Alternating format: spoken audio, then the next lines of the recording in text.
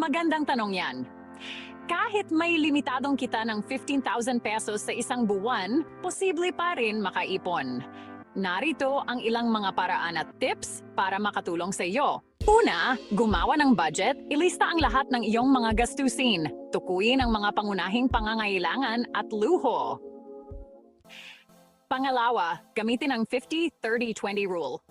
50% o 7,500 pesos para sa mga pangunahing pangangailangan. 30% o 4,500 pesos para sa mga gusto o luho. 20% o 3,000 pesos para sa savings. Pangatlo, bawasan ang mga hindi kinakailangang gastusin. Limitahan ang paglabas at pagkain sa labas. Iwasan ang mga hindi kailangang subscription services. Maghanap ng mas murang alternatibo sa pagkain, transportasyon, at iba pang pang-araw-araw na gastusin. Automatic savings. Itakda ang automatic transfer ng halaga para sa savings tuwing sweldo. Maghanap ng additional income, part-time work, freelancing, o online gigs. Gamitin ang envelope method. Ihiwalay ang pera para sa iba't ibang kategorya ng gastusin. Iwasan ang utang.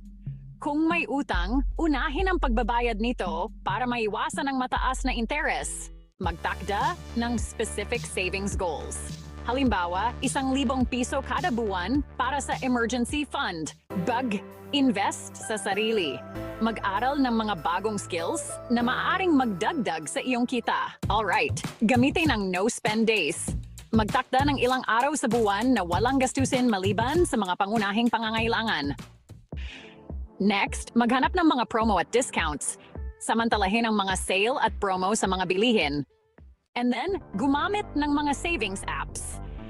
May mga apps na tumutulong sa pag-track ng gastusin at savings. Tandaan, ang pag-iipon ay isang proseso.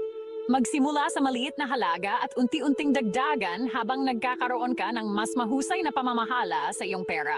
Ang consistency ay susi sa pag-iipon. Kahit maliit lang ang maipon kada buwan, mahalaga na regular itong ginagawa.